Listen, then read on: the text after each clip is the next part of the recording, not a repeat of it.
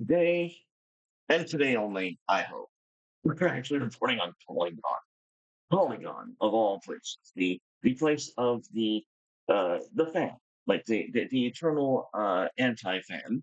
Uh, After 8 years of playing D&D nonstop, I finally tried its biggest alternative. Now, if you're thinking that he's talking about GURPS, you'd be mistaken.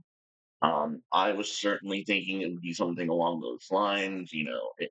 If not D&D, then surely some other system, maybe Black Flag, maybe Dark Heresy. But no, no, where they're going to something a little more esoteric, something a little more old school. They have tried Dungeon Vault Classics, which is basically an old school Renaissance movement that after third edition, they decided we just want to dungeon, we just want to kill stuff. We just want to, you know, actually adventure, go through dungeons, play games like that. And what is interesting is they have discovered that it's actually really cool. So that's why we're covering this because there's hope. And I don't say that lightly, but apparently the drama kids are learning what it means to be like one of the actual cool nerds. I never thought I'd have to say that. I didn't think we would ever come to this point where the drama kids were so pussified they couldn't even stand being in the, you know, actual nerd circle. Like I don't get it. Okay. So basically, they go through the problems of D&D, how Wizards refuse to publish adventures or campaigns for quote unquote high level play. Uh, so at night, so and what they basically admit is that D&D is not balanced for levels over 10, and it never will be. So by stark contrast, this other game, character classes only get to level 10. And the game makes it very clear that getting so far should be the exception and not the rule. A level 5 character, for example, is described as once in a generation, as an incidence of 1 in every 10,000 people. At level 9, you are the best that ever was, an incidence of 1 in every 10 million. At level 10, you are a demi. So this is kind of very Gaxian, if we can put it that way. So Polygon's discovering old school D&D, that sitting at Gary Gygax's table where anything can basically do. More importantly, those rewards have a practical effect on the game, enriching it more than, say, a barbarian gaining an extra use of rage at level 6. Yeah. So, okay. Sure, the state of D&D is okay. So let's read this whole paragraph here. This is a perfect example of the quote unquote old school mentality, but I think there's a lesson here that could be applied to D&D campaigns too. As a DM, you should not think that the only way to reward your players for surviving your challenges, progressing in the story, and showing up to sessions, indeed the mighty state of them all, is to have them level up. Well, no, but also the problem with the whole level up system is swing sword kill monster gain XP. That's after a certain point that's going to atrophy. I obviously have ideological problems with this, but we'll just keep. Sure, current D&D is built on that reward system, but what if you shake things up? Why not try to make the act of surviving the reward? That should always be the reward, mind you. Walking out of a really tough fight or a deadly dungeon, having to roll a new character can be a big moment of satisfaction for players in this games. And there are always different rewards you can give.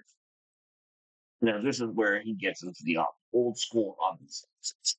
A powerful magic item, wards of treasure, rising in the ranks of an organization, the deed to a house, or even something related to the new bastion system, whatever that is.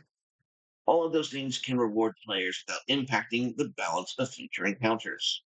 Correct.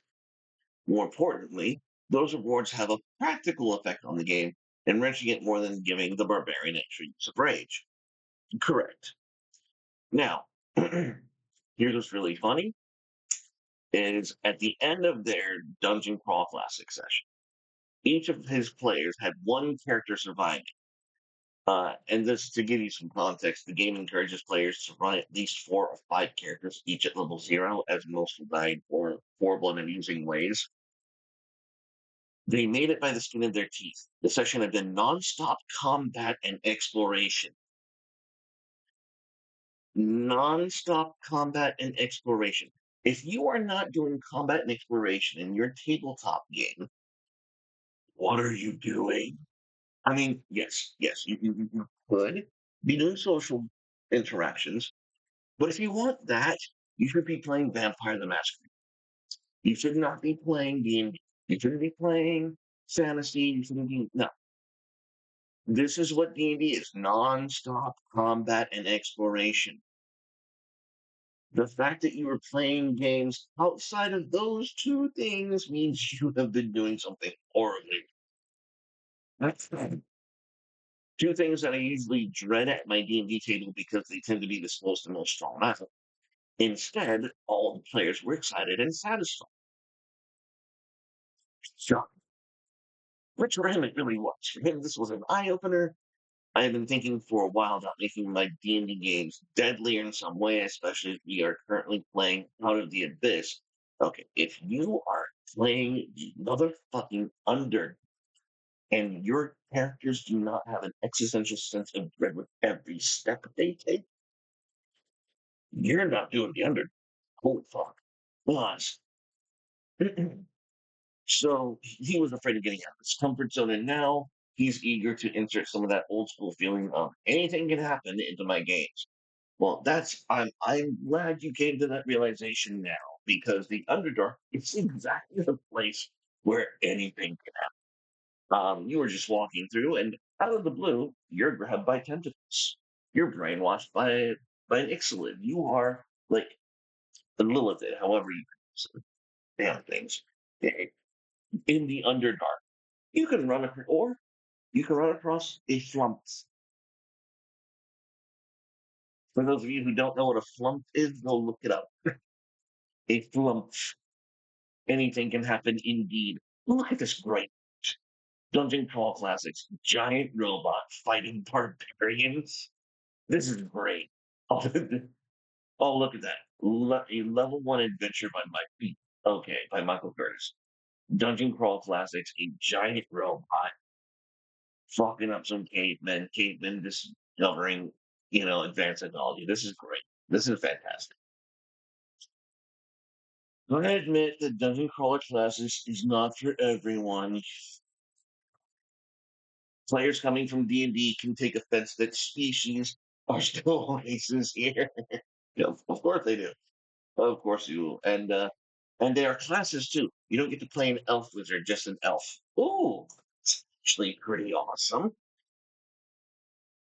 So we can play a game with no elves. That it's fascinating. Or the exclusive use of male pronouns to refer to characters in the rules. Get fucked. Right? I don't. That's awesome. That to return to good gaming means you have to embrace some traditionalism. Oh no. Oh no.